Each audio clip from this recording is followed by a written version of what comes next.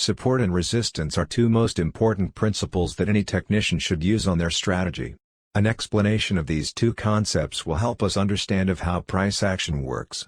A support zone represents a concentration of demand, and a resistance zone represents a concentration of supply. If buyers are more enthusiastic than sellers, they will continually increase their bids until their purchasing demands have been satisfied. Differently, if sellers are the more anxious, then they will be willing to liquidate at lower prices and the general price level will fall. If have difficulty understanding, think of support as a temporary floor for prices and resistance as a ceiling.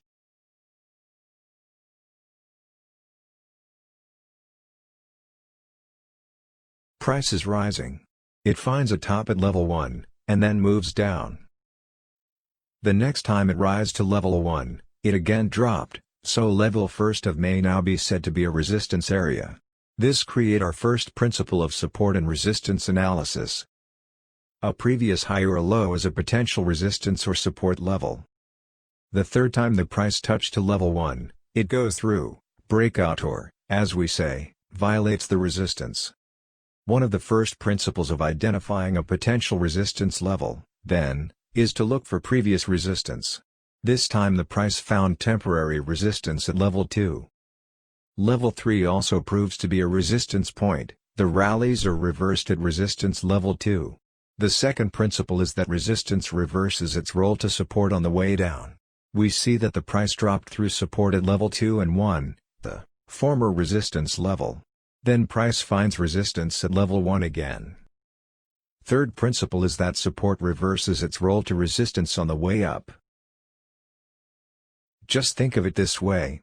A floor in a building X is a support zone, but when you fall through it, the floor now becomes resistance, called a ceiling. The reason why support and resistance reverse their roles can be appreciated with an explanation of some elementary psychology. This strategy works better when price is trending. Make sure to like and subscribe, this encourages us to make more helpful videos in the future. This example is New Zealand dollar Swiss francs daily time frame. This strategy works for all time frames. Price broke the lower low and then come back to retest. As expected, price rejected this level 2 times. The first time was a sharp rejection and the second time price consolidated for a while and then dropped sharply. The same scenario repeated again, price broke previous lower low, retested and dropped. We can see this principle on a smaller scale.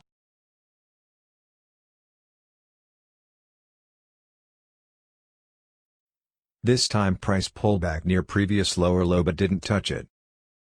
This example happens too. Not every time price will retest the previous lower low. Bearish pressure was too strong. Price pulled back again and retested the previous lower low and rejected. This time magnitude of the drop was more weak than previous examples. Price failed to break the new lower low level. Price breaks above the resistance level and come back to retest it. Perfect example how resistance becomes a support. Price rejected this level with a big wick and then bounce in upside direction. I use this principle on all my analysis, is very essential.